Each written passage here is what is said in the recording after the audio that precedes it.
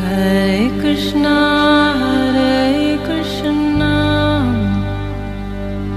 Krishna Krishna Hare Hare Hare Rama Rama Rama Hare Hare। नमस्कार, radio मानव रचना 107.8 पर मैं हूं सरिता आपके साथ। और श्रोताओं, शुरू हो गया है कार्यक्रम आत्मदर्शन। जैसा कि आप सब जानते हैं श्रोताओं, कि इस कार्यक्रम में हम बहुत सारा आध्यात्मिक ज्ञान आप तक पहुंचाने की कोशिश करते हैं। और हमारे साथ होती हैं रागलेखा दासी जी, चरणाश्रित युगाचार्य श्रीमद भक्ति वेदांत नारायण गोस्वामी जी की शिष्या।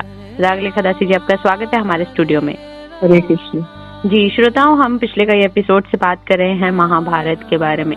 महाभारत जिसे लिखा वेद व्यास जी ने, और उसी के अंतर्गत बहुत सारी कथाएं हैं, प्रसंग हैं, जो हम इस कार्यक्रम के अंतर्गत आपको सुना रहे हैं, बता रहे हैं। और पिछले एपिसोड में हमने जाना रागलेखा दासी जी से कि जो महाभारत का युद्ध होने वाला है उसकी तैयारियां शुरू हो गई हैं। और कुरुक्षेत्र के मैदान में ये जो युद्ध लड़ा गया था, ये युद्ध इतिहास का सबसे बड़ा युद्ध माना जाता है।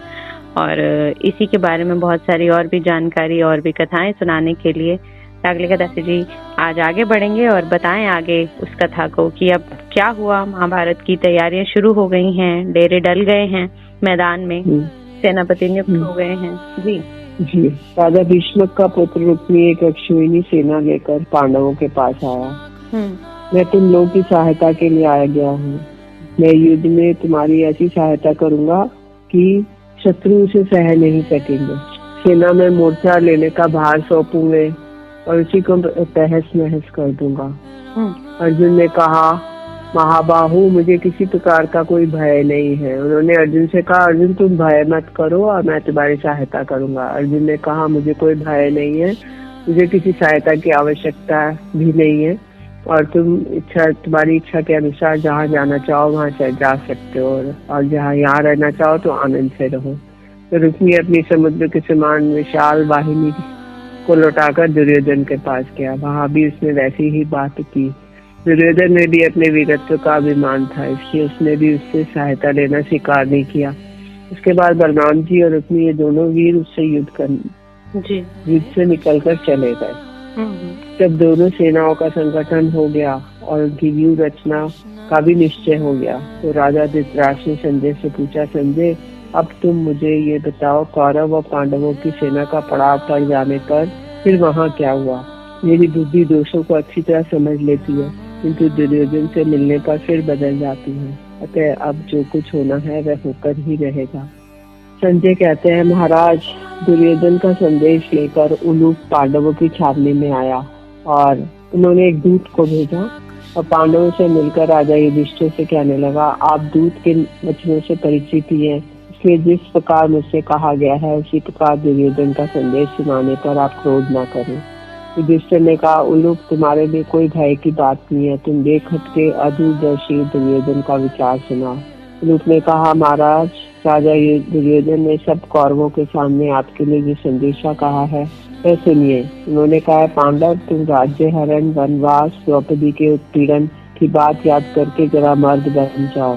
भीमसेन ने सामर्थ्य न होने पर भी जो ऐसी शर्त की थी कि मैं दुशासन का रक्त पीऊंगा, तो यदि इनकी ताब हो तो वो पी ले।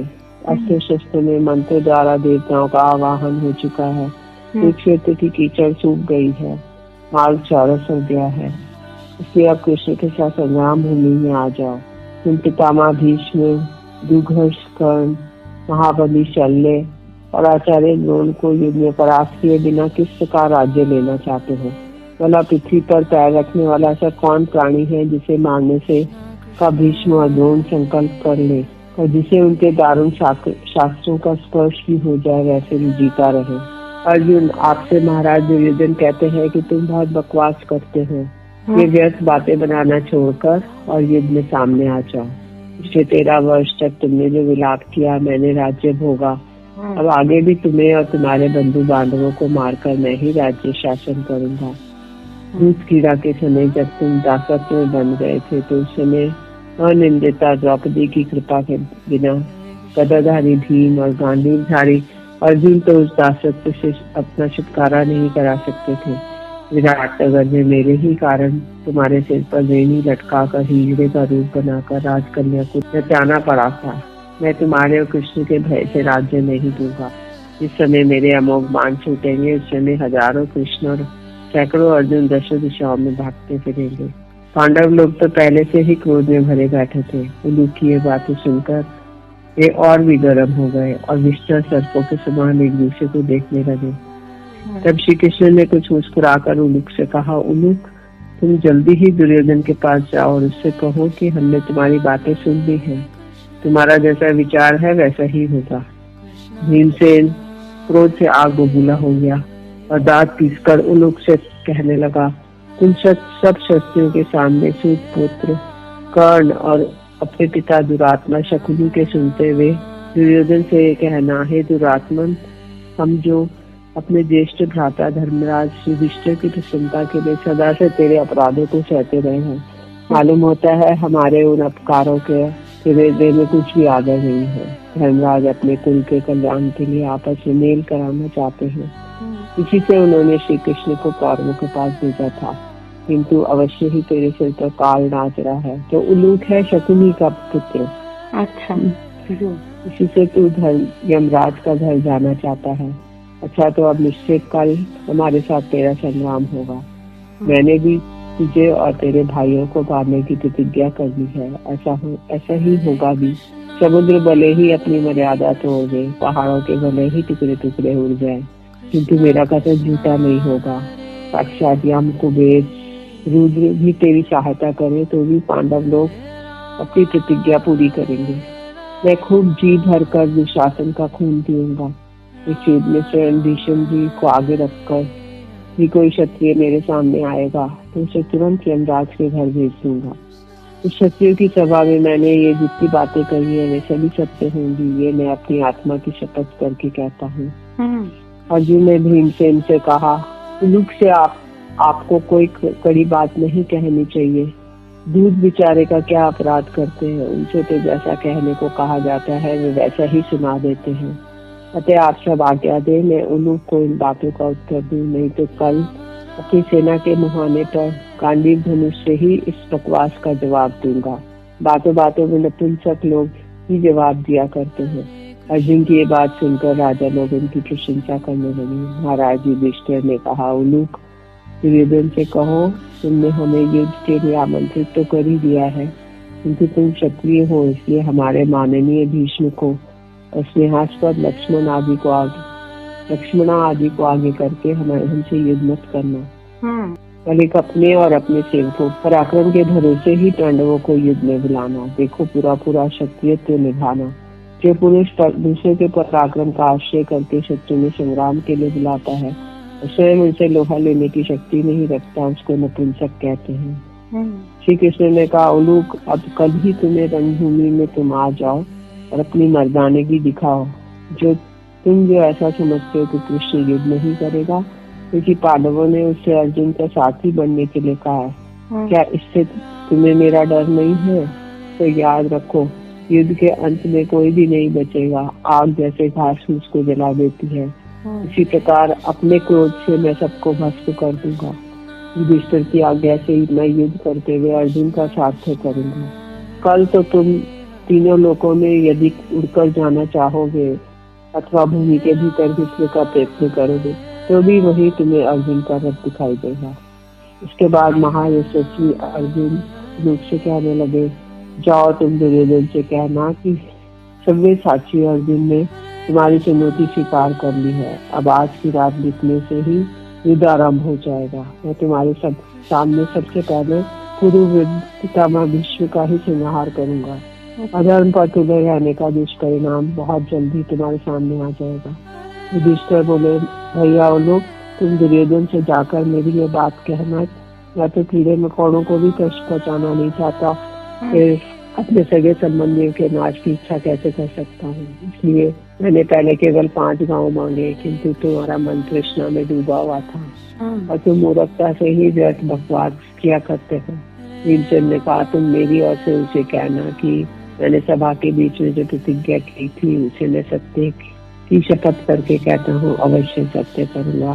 तब बोलूक महाराज युधिष्ठिर की आज्ञा से राजा दुर्योधन के पास गया और फिर अर्जुन का जो का त्यों संदेश सुना दिया। उलूक की बातें सुनकर राजा दुर्योधन ने दुशासन, कर्ण और शकुनी से कहा कि सेना को आज्ञा दे दो, कल सूर्योदय होने के पहले ही सब सेनापति तैयार हो जाएं। तब कर्ण की आज्ञा से दूतों ने संपूर्ण सेना और राजाओं को दुर्योधन का ये आदेश सुना दिया। जी श्रोताओं, बहुत ही खूबसूरत ये प्रसंग है और ये जो महाभारत का युद्ध हुआ इसको कभी भुलाया नहीं जा सकता। बहुत सारे जो प्रसंग है इसके अंतर्गत हम आपको सुना रहे हैं, रागलेखा दासी जी बता रही हैं और कहीं ना कहीं बहुत सारी शिक्षा, बहुत सारा ज्ञान इनसे इस कलयुग के जीवन में हमें ग्रहण करने की जरूरत है। समझने की जरूरत है कि जो युद्ध है वो किसी भी चीज का हल नहीं होता। तो रागलेखा दासी जी ने अभी बताया कि किस तरह से महाभारत का युद्ध जो है अगले ही दिन अब शुरू ही होने वाला है और भीष्म पितामह भी मजबूर हैं कौरवों की तरफ से लड़ने के लिए, क्योंकि उनका एक वचनबद्ध है वो उस राजगद्दी के प्रति जिस गद्दी पर धृतराष्ट्र जी बैठे हैं। और इस प्रसंग को श्रोताओं आप जान रहे हैं रेडियो मानवृष्ण 107.8 पर। तो रागलेखा दासी जी आगे बताएं कैसे कड़ी चली इसकी आगे। जी विष्णु जी ने कहा, यदि द्रुपद पुत्र शिखंडी मेरे सामने आकर युद्ध करेगा तो उसे मैं नहीं मारूंगा, क्योंकि मैंने सब राजाओं के सामने आजन्म ब्रह्मचर्य की प्रतिज्ञा की है। अतः किसी स्त्री को या जो पहले स्त्री रहा हो उस पुरुष को मैं कभी नहीं मार सकता। शायद तुमने सुना हो ये शिखंडी पहले स्त्री था, ये कन्या रूप में उत्पन्न होकर पीछे पुरुष हो गया है, इसलिए इसे मैं युद्ध में नहीं मारूंगा। इसके सिवा रणभूमि में और जो भी राजा मेरे सामने आएंगे मैं उन सबको मारूंगा, किंतु कुंती पुत्र के प्राण नहीं लूंगा। भीष्म जी ने कहा कि जब मेरे पिता, अब वो ये कहानी सुना रहे हैं कि शिखंडी जी की पूर्व जन्म की कथा को सुना रहे हैं और उनका कैसे उन्होंने अम्बा का विष्णु जी का द्वारा हरण हुआ और शाल के द्वारा तिरस्कार हुआ। तो बोले कि जब मेरे पिता शांतनु जी स्वर्गवासी हुए तो मैंने अपनी प्रतिज्ञा का पालन करते हुए चित्रांगद को राज सिंहासन से अभिषेक किया। जब उसकी भी मृत्यु हो गई तो माता सत्यवती की सलाह से मैंने विचित्र वीर्य को राजा बनाया। विचित्र वीर्य की आयु बहुत छोटी थी, इसलिए वे राज कार्य में उसे मेरी सहायता की अपेक्षा रहती थी। फिर मुझे किसी अनुकूल कुल की कन्या के साथ उसका विवाह करने की चिंता हुई। उसी समय मैंने सुना कि काशीराज की अम्बा, अंबिका और अम्बालिका नाम की 3 अनुपम रूपवती कन्याओं का स्वयंवर होने वाला है। इसमें पृथ्वी के सभी राजाओं को बुलाया गया है। मैं भी अकेला ही रथ में चढ़कर काशीराज की राजधानी में पहुंचा। वहाँ ये नियम किया गया था कि जो सबसे पराक्रमी होगा उसे ये सब कन्याएं उससे ब्याह दी जाएंगी। मुझे जब ये मालूम हुआ तो मैंने 3 कन्याओं को अपने रथ में बैठा दिया और वहाँ इकट्ठा हुए सभी राजाओं को बार बार सुना दिया कि महाराज शांतनु का पुत्र भीष्म कन्याओं को दिए जाता है, आप लोग पूरा बल लगाकर इन्हें छुड़ाने का प्रयत्न करें। तब वे सारे राजा अस्त्र शस्त्र लेकर मेरे ऊपर टूट पड़े। रथों पर चढ़कर मुझे चारों ओर से घेर लिया और मुझे भी बाण बरसाकर उन्हें सब ओर से और मैंने भी बाण बरसाकर उन्हें सब ओर से ढक लिया। मैंने एक एक बाण मारकर उनके हाथी, घोड़े, सारथियों को धराशायी कर दिया। मेरे बाण चलाने से ऐसी फुर्ती देखकर उनके मुंह पीछे की ओर हो गया, वो मैदान छोड़कर भाग गए। इस प्रकार उन सब राजाओं को जीतकर मैं हस्तिनापुर में चला आया और भाई विचित्र वीर्य के लिए 3 कन्याएं माता सत्यवती को सौंप दी। मेरी बात सुनकर सत्यवती को बड़ा आनंद हुआ और वो उन्होंने कहा, बेटा बड़े आनंद की बात है कि तुमने सब राजाओं पर विजय प्राप्त की।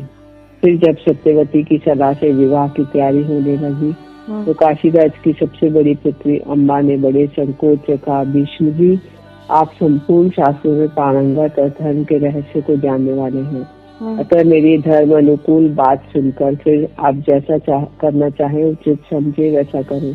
पहले मैं मनी मन राजा शाल को वर चुकी हूँ और उनसे भी पिताजी को प्रकट न करते हुए एकांत में मुझे पत्नी के रूप में उन्होंने भी स्वीकार किया है। इस प्रकार मेरा मन दूसरी जगह फंस चुका है। वे कुरुवंशी होकर आप राजधर्म के राज्य भी देकर मुझे घर में क्यों रखना चाहते हैं? ये बात मालूम करके आप अपने मन में विचार करें कि फिर जैसा करना उचित हो समझे करें। तब विष्णु जी ने सत्यवती और सब पुरोहितों को अनुमति देके अम्बा को जाने की आज्ञा दी। अम्बा व्रत ब्राह्मण रात्रियों को लेकर राजा शाल के नगर में गई। शाल के पास जाके कहा, महाबाहु मैं आपकी सेवा में उपस्थित हूँ। ये सुनकर शाल ने कुछ मुस्कुराकर कहा, सुंदरी मैंने पहले तुम्हारा संबंध दूसरे पुरुष से हो चुका है, इसलिए अब मैं तुम्हें पत्नी रूप में स्वीकार नहीं कर सकता।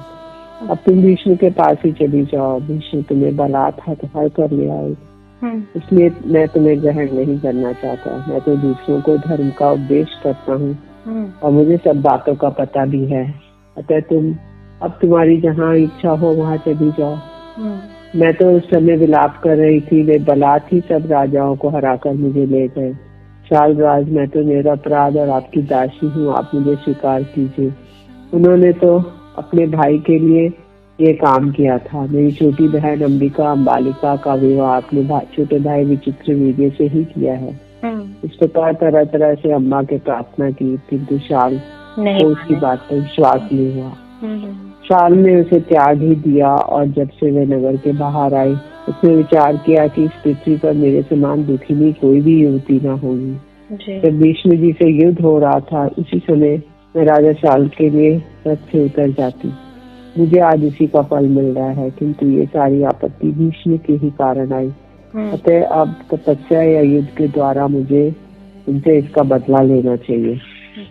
ऐसा निश्चय करके वह नगर से निकलकर तपस्वियों के आश्रम पर आई। वहाँ रात व्यतीत की और ऋषियों को अपना सारा वृतांत सुना दिया। फिर उन सब तपस्वियों ने कहा, तेरे लिए तो पिता के आश्रम में रहना ही सबसे अच्छा होगा, इससे बढ़कर कोई बात नहीं हो सकती। स्त्री के लिए पति या पिता दो ही आश्रय हैं। अम्मा ने कहा, मुनिगण मैं अब काशीपुरी में अपने पिता के घर लौट के नहीं जा सकती, इससे अवश्य ही मेरे बंधु बांधवों का तिरस्कार मुझे सहना पड़ेगा।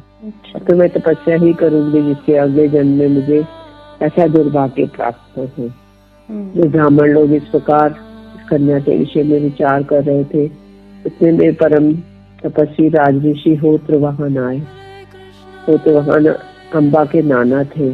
उन्होंने उसे गोद में बैठाकर ठाडस बजाया और आरंभ से ही उसकी आपत्ति का पूरा वृतांत सुना। मैं बोले, बेटी मैं तेरा नाना हूँ, तू अपने पिता के घर मत जा। मेरे कहने से तू जमदग्नि परशुराम जी के पास जा, मैं तेरे इस महान शोक और संताप को अवश्य दूर कर देंगे। वे सर्वदा महेंद्र पर्वत पर रहा करते हैं, वहाँ जाकर उन्हें प्रणाम करके तू मेरी ओर से सब बातें बता देना। मेरा नाम लेने से तेरा जो भी अभिष्ट होगा उसे पूरा कर देंगे। दूसरे दिन सवेरे ही शिष्यों से घिरे हुए भगवान परशुराम जी पधारे। वे ब्रह्म तेज से दमक रहे थे। उनके सिर पर जटा और शरीर में चीर वस्त्र सुशोभित था। हाथों में धनुष खड़क और पशु थे। बात में राजा ने कहा, परशुराम जी ये काशीराज की कन्या मेरी भेजती है, इसका एक विशेष कार्य है, आप इसका सुन लीजिए। उन्होंने कहा, तुझे फिर विष्णु के पास भेज दूंगा, मैं जैसा कहूंगा वह वैसा ही करेगा। यदि उसने मेरी बात नहीं मानी तो वैसे मंत्रियों सहित उसे भस्म कर दूंगा। मेरे इस संकट के मूल कारण तो ब्रह्मचारी भीष्म ही है, अम्बा ने कहा। अच्छा। अम्बा के ऐसे कहने पर परशुराम जी ने उसे तथा उन ब्रह्मज्ञानी ऋषियों के साथ लेके कुरुक्षेत्र में आए। तीसरे दिन उन्होंने विष्णु जी के पास संदेश भेजा कि मैं तुम्हारे पास एक विशेष कार्य से आया हूँ। अपने देश में परशुराम जी के पधारने का समाचार सुनकर भीष्म जी बड़े प्रेम से उनसे मिलने गए, किंतु अनेकों ब्राह्मणों और ऋत्विक पुरोहित भी थे उनके साथ, और वे उनके सत्कार के लिए मैं 100 गाय भी ले गया। भीष्म, तुमने स्वयं विवाह करने की इच्छा नहीं थी तो तुम काशीराज की पुत्री को क्यों ले हर के ले आए और फिर से त्याग क्यों दिया? देखो तुम्हारा स्पर्श होने से वह स्त्री धर्म से भ्रष्ट हो गई, इसी से राजा शाल ने उसे स्वीकार नहीं किया। अतः तुम अग्नि को साक्षी बनाकर इसे ग्रहण करो। यदि ये तुम्हारी आज्ञा पालन नहीं करोगे तो मैं तुम्हें मंत्रियों सहित तुम्हें नष्ट कर दूंगा। विष्णु जी ने कहा, भगवान आप जो कुछ मुझसे युद्ध करना चाहते हैं इसका कारण क्या है, और नहीं तो मेरे साथ युद्ध करो बोले। तो विष्णु जी ने पूछा कि आप मेरे साथ युद्ध करना चाहते हैं, इसका क्या कारण है? बाल्यावस्था में मुझे आपने ही 4 प्रकार की धनुर्विद्या सिखाई थी, अतः मैं तो आपका शिष्य हूँ। विष्णु तुम मुझे गुरु समझते हो, फिर भी मेरी प्रसन्नता के लिए इस काशीराज की कन्या को स्वीकार क्यों नहीं करते? देखो, ऐसा किए बिना तुम्हें शांति नहीं मिल सकती। विष्णु जी ने कहा, मैं इंद्र के भय से धर्म का त्याग नहीं करूंगा। आप प्रसन्न हो अथवा ना हो, मैं आपके साथ युद्ध करने के लिए भी तैयार हूँ। मैं युद्ध में गुरु का, विशेषता ब्राह्मण का, इसमें तपोवृत का वध नहीं करता। परशुराम जी ने हंसकर कहा कि भीष्म, तुम संसार भूमि, संग्राम भूमि में मुझसे युद्ध करना चाहते हो, ये बड़ी प्रसन्नता की बात है। अच्छा, तो मैं कुरुक्षेत्र को चलता हूँ, तुम भी वहीं आना। जी, तो श्रोताओं, ये बहुत ही खूबसूरत प्रसंग चल रहा है कि किस तरह से जो एक शिखंडी है वो भीष्म पितामह की मृत्यु का कारण जो बना, वो क्यों बना, और उनके पिछले जन्म की कथा हम जान रहे हैं रागलेखा दासी जी से। और इस कथा में आगे और भी बहुत कुछ है जानने के लिए जो हम आपको बताएंगे, लेकिन अगले एपिसोड में, क्योंकि अभी वक्त हुआ है आप लोगों से इजाजत लेने का। तो रागलेखा दासी जी, आपका बहुत बहुत शुक्रिया हमारे स्टूडियो में आने के लिए। हरे कृष्ण। जी, तो श्रोताओं, आज के कार्यक्रम से हमें दीजिए इजाजत और आप सुनते रहिए रेडियो मानव रचना 107.8 पर आने वाले अन्य कार्यक्रम।